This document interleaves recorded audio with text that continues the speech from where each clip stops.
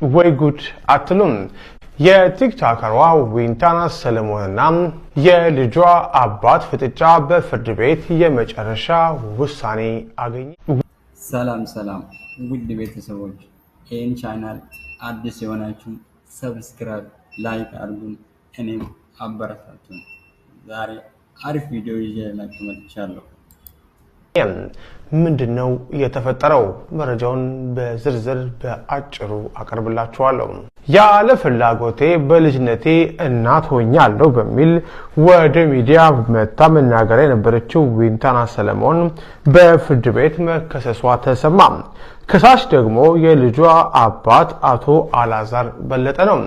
ዘሀበሻ እጅ የገባው የክስ ዝርዝር እንደሚያስረዳው አቶ አላዛር ለፍርድ ቤት ባቀረቡት አቤቱታ ልጄን እንዳልንከባከባትና እንዳልጎበኛት ዊንታናም ከልክላኛለች፣ ደብቃብኛለች ብለዋል። ከዚህም ባለፈ ዊንታና ህፃኗን ለእድሜዋ የማይመጥኑ ማስታወቂያዎች ላይ በማሳተፍ ወደማይፈለግ ተግባር እየዳረገቻት ነው ሲሉ ከሰዋል። ዊንታና ሰለሞን በበኩሏ ለክሱ ምላሽ ሰጥታለች። ከዚህ ቀደም አባትነቱን ክዶ የተከራከረ ሰው ነው። አሁን ልጅ ለመረከብ የሚያቀርበው ጥያቄ ቅን ልቦና የጎደለው ስለሆነ ውድቅ ይደረግልኝ ስትል ተሟግታለች። ልጇን የሚጎዳ ቪዲዮ እንዳልሰራችም አስተባብላለች። ጉዳዩን ሲመረምረው የቆየው የፌዴራል መጀመሪያ ደረጃ ፍርድ ቤት በመጨረሻም ውሳኔ ሰጥቷል። አቶ አላዛር የልጅቷ አባት ከመሆናቸው አኳያና የልጅቷን መብት ግምት ውስጥ በማስገባት አባትየው በሳምንት አንድ ቀን ማለትም ዘወትር እሁድ ከጠዋቱ 4 ሰዓት እስከ 11 ሰዓት ድረስ ዊንታና ቤት በመሄድ ልጃቸውን እንዲጎበኙ ወስኗል። ፍርድ ቤቱ ለአባትየው የወሰነውን ውሳኔ እንዴት ተመለከታችሁት? ከዛሬ ጀምሮ የነዳጅ ማደያዎች አሁን በሚገልጸው ቅደም ተከተል ብቻ ነዳጅ የሚያቀርቡ ይሆናል። አንደኛው ቅድሚያ ማግኘት ያለበት ከነዳጅ አንፃር ነዳጅ የሚያጓጉዙ ቦቴዎችን፣ ሁለተኛው ከፍተኛ የአምራች ኢንዱስትሪዎችና የኤክስፖርት ድርጅቶች ቅድሚያ እንዲያገኙ ይደረጋል። ሶስተኛው በግንባታ ላይ ያሉ ልዩ ትኩረት የሚሹ የመንግስትና ቁልፍ የግል ፕሮጀክቶችም ጭምር በነዳጅ ምክንያት እንዳይቆሙና እድገታችን እንዳይጎዳ በከፍተኛ ጥንቃቄ ነዳጅ መቅረብ መቻል አለበት። 2 እና 3 ላይ ያሉት በቀጥታ ተጠቃሚ ማዕቀፍ የሚስተናገዱ ሲሆን በማደያ የሚስተናገደው ቁጥር 1 ላይ ያስቀመጥኩት ነው። 4ኛ ላይ የገቢና የውጭ ምርት፣ የመሰረታዊ ፍጆታ ምርቶች እና ሸቀጣሸቀጦች እየጫኑ የጭነት ተሽከርካሪዎች ቅድሚያ ማግኘት መቻል አለባቸው። 5ኛው የግብርና ስራችን ለማዘመን የሚያገለግሉ የእርሻ ትራክተሮች ያሉበት አካባቢ ላይ ልዩ ትኩረት ሰጥቶ የእርሻ ትራክተሮችም ነዳጅ እንዲያገኙ የሚደረግ ይሆናል። በ6ኛነት የህዝብ ማጓጓዣ የከተማ የህዝብ ማመላለሻ ተሽከርካሪዎች፣ አገር አቀፍና የከተማ የህዝብ ማመላለሻ ትራንስፖርት ባሶች በ6ኛ ደረጃ ትኩረት ሰጥቷቸው ነዳጅ እንዲያገኙ የሚደረግ ሲሆን በ7ኛ ደረጃ በናፍጣ የሚሰሩ ሌሎች ለህብረተሰብ ግልጋሎት የሚመጡ ተሽከርካሪዎች በቅድሚያ ሊስት ውስጥ ከ1 እስከ 7 የተዘረዘሩ ስለሆነ በእነኚህ ዝርዝር መሰረት ብቻ ማደያዎች በቅደም ተከተል እንዲሰሩ ይጠበቃል። ከዛሬ ጀምሮ በሚኒስቴር መስሪያ ቤታችን ስር የሚደራጅ የሁኔታዎች መከታተያ ልዩ ክፍል ከተለያዩ አግባብነት ያላቸው የፌዴራልና የክልል ተቋማት አማካኝነት ተውጣቶ ነዳጅ በማዕከላዊነት የሚመራበት የመረጃ ተደራሽነቱም ከማዕከል ከአንድ ምንጭ ብቻ የሚቀዳበት ለሚዲያ ለህብረተሰቡ የሚገለጹ ገለጻዎች ሁሉም እንዳፈተተው የሚገልጽበት ሳይሆን ከአንድ ማዕከል የሚቀርብበት ሁኔታ ተመስርቷል። የሁኔታዎች መከታተያ ልዩ ክፍሉ ከፌዴራል የሚመለከታቸው አካላት የንግድ ሚኒስቴር፣ የገንዘብ ሚኒስቴር፣ የጉምሩክ ኮሚሽን፣ የፌዴራል ፖሊስ፣ የብሔራዊ ደህንነትና መረጃ፣ ሌሎች ተቋማትም ነዳጅ እና ኤነርጂ ባለስልጣን፣ ነዳጅ አቅራቢ ድርጅት በጋራ ሆነው በአንድ ክፍል ውስጥ በጋራ 24/7 የሚከታተሉበት ስርዓት ዘርግተናል። ከክልል የፕሬዝዳንት ጽህፈት ቤት ኃላፊዎች፣ የንግድ ቢሮ ኃላፊዎችና የክልል ፖሊስ ኮሚሽን ኮሚሽነሮች የሚሳተፉበት ሲቹዌሽን ሩም አደራጅተን በልዩ ሁኔታና ጥበብ ነዳጅን በቁጠባ የምንጠቀምበትን ስርዓት የመትከል አቅጣጫ ተከትለናል። እስካሁኑ ጉዞ ነዳጅ በማቅረብ በማሰራጨትና በግብይት ዙሪያ ወደ 658 ሰዎች በህግ ቁጥጥር ስር ውለው አስፈላጊው የእርምት እርምጃ በመወሰድ ላይ ይገኛል። በድምሩ 720,039 ሊትር ነዳጅ በጸጥታ አካላት ቁጥጥር ስር የተወረሰና ለመንግስት ገቢ የተደረገ መሆኑን ማንሳት ያስፈልጋል። ይህን ማነሳበት አሁንም ቢሆን በሳቦታጁ በሌብነቱ ውስጥ እና በግብይት ሰንሰለቱን መንግስት ካስቀመጠው አቅጣጫ ውጪ ተግባራዊ ለማድረግ የሚደረግ የትኛውም ሩጫ ከመንግስትና ከህዝብ እይታ ውጪ ስለማይሆን ተገቢ ቁጥጥር የሚደረግበት መሆኑን አበክሬ ማንሳት እፈልጋለሁ። በተለያየ ኃላፊነት ደረጃ ያሉ ተቋጣሪ አካላት የንግድ መዋቅር 52 ሰዎች፣ የጸጥታ ህግ አስከባሪ አካላት 23፣ የማደያ ባለቤቶች ስራ አስኪያጆችና ሰራተኞች 52 ሰዎች፣ ሾፌሮችና ረዳት ሾፌሮች 43፣ ሌሎች ህገወጥ አዘዋዋሪ ግለሰቦች 488፣ በጥቅሉ 658 ሰዎች ቁጥጥር ስር ውለው በአስፈላጊ ህግ። እዚህ ፎቶ ላይ የምታዩት ሰው ማን ነው? እንደዚህ ቀይ የተሰመረባቸው አንደኛው አብርሃም ግዛው ነው። ሁለተኛው አምባሳደር ዲና ሙፍቲ ነው። ይሄን ፎቶ የተነሱት የዘንድሮ የገና ኤክስፖና ባዛር ላይ ነው። ይህንን ፕሮግራም ያዘጋጀው ዳሶማ ትሬዲንግ ነው። ዳሶማ ትሬዲንግ ማን ነው ብለን ስናየው ደግሞ ዳሶማ ትሬዲንግ ማለት የፊንቴክ ኢንቨስትመንት ባለቤት የሆነው የአቶ ዳንኤል ዮሐንስና እስጢፋኖስ ዮሐንስ የወንድሙ ነው። እንግዲህ ይህን ፕሮግራም የዳንኤል ዮሐንስና እስጢፋኖስ ዮሐንስ የሁለት ወንድማማቾች ንብረት የሆነውን ዳሶማ ባዘጋጀው የገና ኤክስፖ ላይ የተገኙት እነዚህ ሁለት ሰዎች ናቸው። አንድ በሉልኝ። ይሄኛው ደግሞ የባለፈው የነገርኳችሁ ቴድሮስ ካሳሁን የሄሎ ታክሲ ስፖንሰር ባደረገው ላይ ነው። ማንን ታያላችሁ? እነዚህ እዛ ጋር ከኋላ ያለው የተሰመረበት ማን ነው?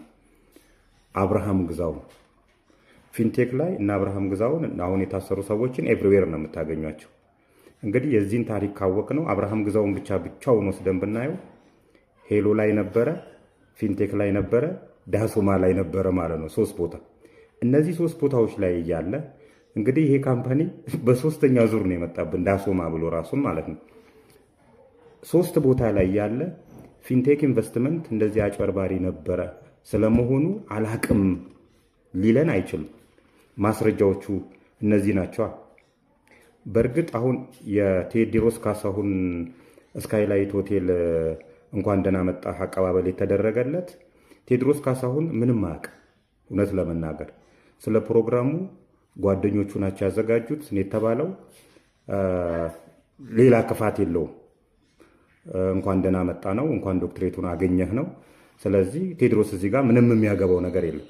አንዳንድ የድል አጥባይ አርበኞች ግን ነገሩን ፖለቲሳይዝ ለማድረግና ቴዎድሮስ ላይ እኔ የሆነ ነገር እንዳገኘሁበት አይነት ነገር። በእርግጥ ቴዎድሮስ ላይም የሆነ ነገር ካገኘው እስካሁን ድረስ አላገኘሁበትም። እንኳን እሱ አይደለም ባለቤቱ ሀምሰለት ሙጬ ፊንቴክ ኢንቨስትመንት የሰጣትን የአምባሳደርነት እንትን እምቢ ብላለች። ለዚህ ልትመሰገን ነው የሚገባው። እነ ሉላ ገዙንም እነ ጸገነት አበበንም በዚህ አጋጣሚ ልናመሰግናቸው ነው የሚገባው። ነገር ግን የቴዎድሮስ ካሳሁን ስም ለምን ተነሳ? አውዱን መረዳት ያስፈልጋል። እነዚህ ሰዎች እንግዲህ ዝም ብለው ሲንዘላዘሉ የነበሩ ሰዎች ከድል በኋላ መጥተው ነገሮቹን እንደዚህ ፖለቲሳይዝ ለማድረግ የሄዱበት መንገድ አዋጭ አይደለም። ቴዎድሮስ ካሳሁን ከዚህ በፊትም ነግሬዋለሁ። እሱ ምንም የሚያውቃቸው ነገሮች የሉም። ጓደኞቹ ናቸው ይሄን ፕሮግራም ያዘጋጀው። ዋናው ነገር ምንድነው? እሱ እነዚህ አርቲስቶችና ቲክቶከሮች ፊንቴክ ኢንቨስትመንትን አላቀውም ነበር፣ እንደዚህ አይነት ድርጅት መሆኑን አላቀውም ነበር የሚለው ነገር በማስረጃ እንዳረጋገጥላችሁ ከ1 2 3 ጊዜ ያቁታል ለማለት ነው የአውዱ ማጠንጠኛ የሚሆነው። ስለዚህ ቴዎድሮስ ካሳሁንም ቢሆን የሆነ ችግር ከተገኘበት ዜጋ ነው እንትን ይላል። እስካሁን ባለው ነገር ግን ቴዎድሮስ ካሳሁን ምንም የሚያውቀው ነገር የለም። ከስራችኋል፣ ፖለቲሳይዝ ለማድረግ የፈለጋችሁ ሰዎች ልላችሁ ነው።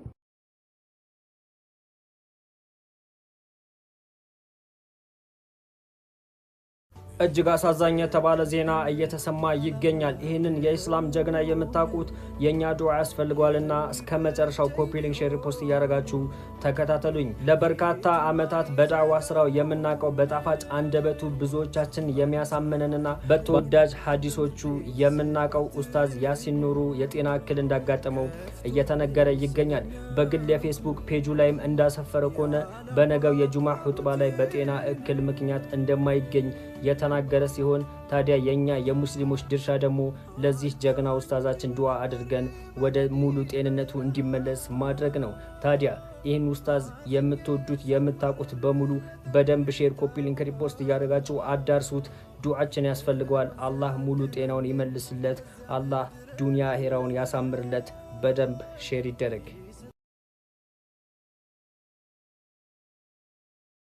እሳቸው ወይዘሮ ቤዛ ግርማ ይባላሉ። ቤዛ ግርማ በቀለ የኢትዮጵያ ብሔራዊ ሎተሪ አገልግሎት ድርጅት ዋና ስራ አስኪያጅ ናቸው። በቅርቡ መንግስት ታማኝ ግብር ከፋይ በሚለው የኢትዮጵያ ብሔራዊ ሎተሪ አገልግሎት ድርጅትን ወክለው ታማኝ ግብር ከፋይ ሆነው የተሸለሙ ናቸው። ብዙም ሳይርቅ ደግሞ ፍትህ ሚኒስቴር በሌብነት ጠርጥሬሻለሁና ነይ እስቲ ልመርምርሽ እያላት ነው ያለው እና በዚህ ምክንያት የእሷ የግል አካውንት እና የቤተሰቦቿ፣ የወንድሞቿ፣ የእህቶቿ በየትኛውም የኢትዮጵያ ባንኮች ላይ ያላቸው ሂሳብ እንዳይንቀሳቀስ አግዷል። ይሄ አንዴ ከዚህ ጋር የሌላኛው መንግስት ይሸልማል። ሌላኛው ደግሞ ስንት መንግስት ነው ግን ኢትዮጵያ ውስጥ ያለው? በዚህ ስንት ነው ያለው? ፍትህ ሚኒስቴር በሌብነት ጠርጥሬያታለሁ እያለ ገቢዎች ደግሞ ነይ ሊሸልምሽ። እርስ በርሱ የሚጋጭ ሲጀምር ብሔራዊ ሎተሪ አገልግሎት ድርጅት የሀገርን ብሔራዊ ጥቅም አደጋ ላይ የጣሉ በቅርብ እንኳን 100 ቢሊዮን የኢትዮጵያ ብር መንግስት ላይ ጉዳት አድርሰዋል ተብለው 24 አቋማሪ ድርጅቶች ባለቤቶቻቸውና ጋሻ ጃግሬዎቻቸው ተይዘው ነበረ። አሁን አቋማሪ ድርጅት ኢትዮጵያ ውስጥ የለም ዘግቻለሁ ብሎ ራሱ ብሔራዊ ሎተሪ ደግሞ ራሱ ያቋምር ነበረ ሰሞኑንና ይሄ የቀመሰ ስለሆነ ማቆም ትንሽ ይከብዳል። እነሱን አባርሬያለሁ ይላል። እዚህ ጋር ደግሞ ሌላ የራሱን ቁማር ያጫውታል። ወጣቶቻችንን አክሽፈዋል። የሀገርን ብሔራዊ ጥቅም አደጋ ላይ ጥለዋል። እንደዚህ አይነት ወጣቶች ደግሞ የራሳቸውን ጥቅም በማሯሯጥ ደንታም የላቸው፣ ስለ ቁማር ደንታም የላቸው። የውጭ ሀገራት ናቸው ባይዜ ናይጄሪያ፣ ቼክ ሪፐብሊክ እና የኬንያ ዜጎች ጭምር ናቸው እዚህ በመኒ ላውንደሪ ውስጥ በአቋማሪ ውስጥ በተለያዩ ወንጀሎች ውስጥ እየተሳተፉ ያሉት። ብሔራዊ ሎተሪ ገንዘብ ማጠቢያ ጭምር እያደረጉት። ገንዘቡ የኢትዮጵያ ብር እዚህ በቁማር ይገኛል። ከውጭ ደግሞ የሚመጣውን ዶላር ደግሞ በህገ ወጥ መንገድ በማስፋፋት አንዱ ብሔራዊ ሎተሪ ይሄ ሚና ተወጥቷል። ይታወቅ ነበር። ጭምጭምታ ብቻ ሳይሆን ማስረጃዎች ነበሩ ከዚህ በፊት። ስለዚህ ዘግይቶም ቢሆን ወይዘሮ ቤዛ ግርማና ግብረ አበሮቻቸው እስቲ ልመርምራችሁ ተብለዋልና መልካም ውጤት እንዲገጥማችሁ እመኛለሁ። አርቲስት ሰለሞን ቦጋለ 5 ቢሊዮን ብር የሚፈጅ ሆስፒታል ላስገነባ ነውና ደጋግ ኢትዮጵያውያን ወዲህ በሉ እጃችሁን ዘርጉ ሲል ነበር የዛሬ 3 ዓመት ገደማ። ይሄን ሆስፒታል ከጓደኞቼ ጋር ሆኜ ልገነባ ያነሳሳይ ነገር ህንድ በነበርኩበት ሰዓት የህንድ ዶክተሮችና የኢትዮጵያ ደላላዎች በጋራ አንዲት ኢትዮጵያዊ ታማሚ ህፃን ላይ ሲያሰቃዩት ስላየው ነው ብሎ እንዲነግረውን ነበር። በደላላ ህንድ ሀገር አንዲት እናት ልጇን ይዛ ወደ ህንድ ትሄዳለች። ህንድ ከደረሰች በኋላ ደላላው ከዚህ ዶክተሩን ልጁን ኦፕሬሽን እንዳታረገው ሂሳብ ስላልተከፈለ እያለ ሲያሰቃያት የልጁ ሆድ እያበጠ ሲመጣ በማየቴ ምክንያት ሀገሬ ላይ 5 ቢሊዮን ብር የሚያወጣ ሆስፒታል ለመገንባት አቅጃለሁና ደጋግ ኢትዮጵያውያን እጃችሁን ዘጉ ብሎ በኢትዮጵያ ንግድ ባንክና በአቢሲኒያ ባንክ ገንዘብ ሲላክለት ነበር። ከዚህ በተጨማሪ ሆላንድ ሀገር ያለው ፊሊፕስ የተባለው ኩባንያ ግማሹን ከቻልክ ግማሹን ደግሞ እኛ ችለን ሆስፒታሉን እናስገነባዋለን፣ ሆስፒታሉ ሲያልቅ ደግሞ ሁሉንም የሆስፒታሉ እቃዎች በፊሊፕስ ማቴሪያሎች እንሙላልሃለን ብለውኛል እያለ ሲያለቅ ሲያነባ ኢትዮጵያውያንም እጃቸውን ሲዘረጉ ነበር። ከዚህ በተጨማሪ በቴሌ አጭር ስልክ ቁጥርም ብር እንዲላክ እያመቻቸው ነው ሲል ነበር ሰይፉ ፋንታሁን ላይ ቀርቦ እና ይኸው 3 ዓመት ሆነው። ቄሱም ዝም ምኑም ዝም ነው የሚባለው። የታረከው ብለን እንጠይቃለን። አንረሳማ እኛ የታረከው ስንት ብርስ ተለቀመ? ለምንስ ተቋረጠ? ለምንስ ለቀምክና አቋረጥከው ማለት እንፈልጋለን እንደ ዜጋ። ሌላኛው የወሎ ተርሸሪ ሆስፒታል ነው። ወሎ ተርሸሪ ሆስፒታልም እንደዚሁ እናስገነባላችኋለን ተብሎ በሎተሪ ሲለቀም ከርሞ የሎተሪ ብሩ የት እንደገባ አይታወቅም ብሎ ነበረ የፌዴራል ኦዲት አንድ ጊዜ። እነሱን ነገር የታደረሳችሁት በእርግጥ ከግለሰቦች ላይ ተነጥቆ ወደ ወሎ ሆስፒታል እንደተሰጠ ሰምተናል። እና የት ደረሰ የወሎ ሆስፒታል? ያ ሁሉ የተወራለት ያ ሁሉ ገንዘብ የተለቀመለት ከሰራተኞች ከሎተሪ ከተለያዩ ገቢዎች ብር ሲለቀም ነበር እና እሱንም አልረሳ ነውም። ያጠፋችሁ የሎተሪ ብርን የሰረቃችሁ ሰዎችስ ዝም ተባላችሁ? ህግ የለም በሀገሩ? በቃ የሰረቀ ሰው ዝም ነው የሚባለው ወይ ለማለት ነው። ባለፈው ስንት መኪና አስገባችሁ ለፊንቴክ አዲስ አበባ ብራንች? ውይ በጣም ብዙ ነው። መስቀል አደባባይ ለምን አታስቆጥሪያቸውም? ልከሽ እነሱ 350 መኪኖችን አስገብቻለሁ ብሎ ለህዝብ ቢናገርም የፌዴራል ፖሊስ ምርመራ ግን ያረጋገጠው 148 መኪኖችን ብቻ መሆኑን ነው። ከነዚህም ውስጥ 100 የሚሆኑት ለተወሰኑ ሰዎች ሰጥተው የቀሩትን 48 መኪኖች በድብቅ ሸጠውታል። ከዚህም በላይ በጅቡቲ ወደብ ላይ 400 መኪኖች ቆመዋል፣ ወደ ሀገር ውስጥም እየገቡ ነው በማለት ለተበዳዮች የሐሰት መረጃ ሲሰጡ ነበር። እንደውም ከቻይናው ታዋቂ የቢዮዲ ኩባንያ ጋር ምንም አይነት ውል ሳይኖራቸው ውል እንዳላቸው በማስመሰል 1200 ዜጎችን አጭበርብረዋል። ሂሳቡን ስንመለከተው ደግሞ ይበልጥ ያስደነግጣል። ከእያንዳንዱ ተበዳይ ላይ ለቅድመ ክፍያ ለታክስና ለቻርጀር በሚል 1,365,000 ብር ተቀብለዋል። በአጠቃላይ በዜጎች ላይ የደረሰው የገንዘብ ጉዳት ከ1.7 ቢሊዮን ብር በላይ ደርሷል። አሁን ላይ ፖሊስ በ19 የጥፋት አይነቶች ምርመራውን አጠናቆ ክስ መስርቷል። ምን ተሰማችሁ? ሀሳባችሁን በኮመንት አጋሩኝ። በብልሃትን ነው። ኢና ሊላሂ ወኢና ኢለይሂ ራጂዑን። እጅግ ልብን የሚሰብር እጅግ አሳዛኝ ዜና እየተሰማ ይገኛል። እንደዚህን ዜና ከመዘገብም ከመስማትም አላህ ይጠብቃችሁ።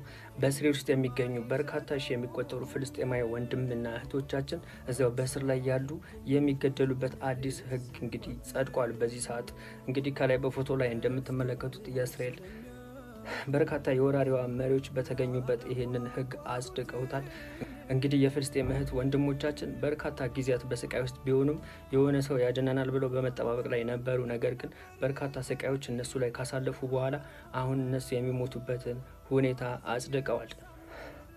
አቅሳ መስጊድ ከተዘጋ እንግዲህ 3 ሳምንት ሆኖታል። እነዚህ ወንድሞቻችን ያ ሁሉ ስቃይ ሲደርስባቸው ሁሉም እያየ ዝም ብሏል።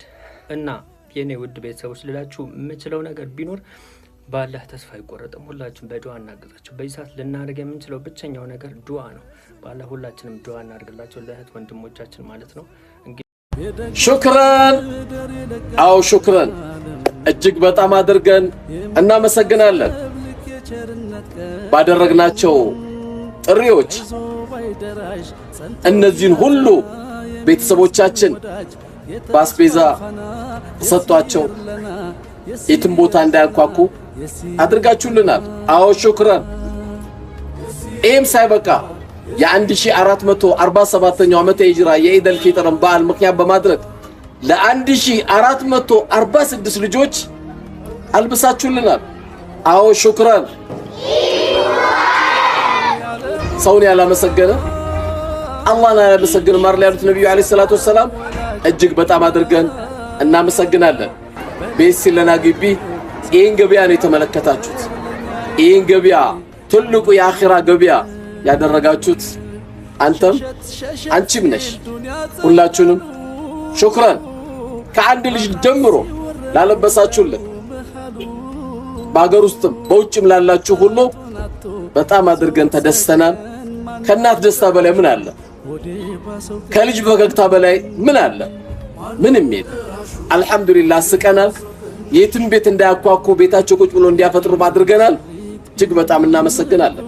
አሁንም የሲለና ስራዎች ይቀጥላሉ። አባል ሁኑ። የቲሞችን ስፖንሰር አድርጉ። መጥቶ ቤቱን ይዘይሩ። ሌላው ቢቀር ፎሎ አድርገው ስራዎቻችን እያዩ ዱዓ አድርጉልን። መልካም ስራ ለሆኑ ግለሰቦች የሚተው አይደለም፣ የሁላችንም የጋራ ነውና ሁላችንም በዚህ ሂደት ላይ ባደረግነው ጥሪ ለተሳተፋችሁ ላመላከታችሁ ሁሉ አላህ ልጅ ያውጣላችሁ፣ የተሻለ ያሰራችሁ። ለነገ ከስንዝር ያክል የስንዝር ያክል የሚቀርብበት ፀሐይ ቀን ጥላ አላህ ያድርግላችሁ። አላህ ይቀበላችሁ። ልጆቻችሁንም የቲም ያድርግባችሁ። አላህ ይጠብቃችሁ። ዱዓችንን ሙስተጃባ አድርጎ የመጨረሻ ማያድርግብን የመጀመሪያ አድርጎልን ገናም ታሪካችን ምንቀጥል አላህ ያድርገን። እሳቸው ወይዘሮ ቤዛ ግርማ ይባላሉ። ቤዛ ግርማ በቀለ የኢትዮጵያ ብሔራዊ ሎተሪ አገልግሎት ድርጅት ዋና ስራ አስኪያጅ ናቸው። በቅርቡ መንግስት ታማኝ ግብር ከፋይ በሚለው የኢትዮጵያ ብሔራዊ ሎተሪ አገልግሎት ድርጅትን ወክለው ታማኝ ግብር ከፋይ ሆነው የተሸለሙ ናቸው። ብዙም ሳይርቅ ደግሞ ፍትህ ሚኒስቴር በሌብነት ጠርጥሬሻለሁና ነይ እስቲ ልመርምርሽ እያላት ነው ያለው እና በዚህ ምክንያት የእሷ የግል አካውንት እና የቤተሰቦቿ የወንድሞቿ የእህቶቿ በየትኛውም የኢትዮጵያ ባንኮች ላይ ያላቸው ሂሳብ እንዳይንቀሳቀስ አግዷል። ይሄ አንዴ ከዚህ ጋር የሌላኛው መንግስት ይሸልማል። ሌላኛው ደግሞ ስንት መንግስት ነው ግን ኢትዮጵያ ውስጥ ያለው? በዚህ ስንት ነው ያለው? ፍትህ ሚኒስቴር በሌብነት ጠርጥሬያታለሁ እያለ ገቢዎች ደግሞ ነይ ሊሸልምሽ። እርስ በርሱ የሚጋጭ ሲጀምር ብሔራዊ ሎተሪ አገልግሎት ድርጅት የሀገርን ብሔራዊ ጥቅም አደጋ ላይ የጣሉ በቅርብ እንኳን 100 ቢሊዮን የኢትዮጵያ ብር መንግስት ላይ ጉዳት አድርሰዋል ተብለው 24 አቋማሪ ድርጅቶች ባለቤቶቻቸውና ጋሻ ጃግሬዎቻቸው ተይዘው ነበረ። አሁን አቋማሪ ድርጅት ኢትዮጵያ ውስጥ የለም ዘግቻለሁ ብሎ ራሱ ብሔራዊ ሎተሪ ደግሞ ራሱ ያቋምር ነበረ ሰሞኑንና ይሄ የቀመሰ ስለሆነ ማቆም ትንሽ ይከብዳል። እነሱን አባረር ያለው ይላል። እዚህ ጋር ደግሞ ሌላ የራሱን ቁማር ያጫውታል። ወጣቶቻችንን አክሽፈዋል። የሀገርን ብሔራዊ ጥቅም አደጋ ላይ ጥለዋል። እንደዚህ አይነት ወጣቶች ደግሞ የራሳቸውን ጥቅም በማሯሯጥ ደንታም የላቸው፣ ስለ ቁማር ደንታም የላቸው። የውጭ ሀገራት ናቸው ባይዜ ናይጄሪያ፣ ቼክ ሪፐብሊክ እና የኬንያ ዜጎች ጭምር ናቸው እዚህ በመኒ ላውንደሪ ውስጥ በአቋማሪ ውስጥ በተለያዩ ወንጀሎች ውስጥ እየተሳተፉ ያሉት። ብሔራዊ ሎተሪ ገንዘብ ማጠቢያ ጭምር እያደረጉት። ገንዘቡ የኢትዮጵያ ብር እዚህ በቁማር ይገኛል። ከውጭ ደግሞ የሚመጣውን ዶላር ደግሞ በህገ ወጥ መንገድ በማስፋፋት አንዱ ብሔራዊ ሎተሪ ይሄ ሚና ተወጥቷል። ይታወቅ ነበር። ጭምጭምታ ብቻ ሳይሆን ማስረጃዎች ነበሩ ከዚህ በፊት። ስለዚህ ዘግይቶም ቢሆን ወይዘሮ ቤዛ ግርማና ግብረ አበሮቻቸው እስቲ ልመርምራችሁ ተብለዋልና መልካም ውጤት እንዲገጥማችሁ እመኛለሁ።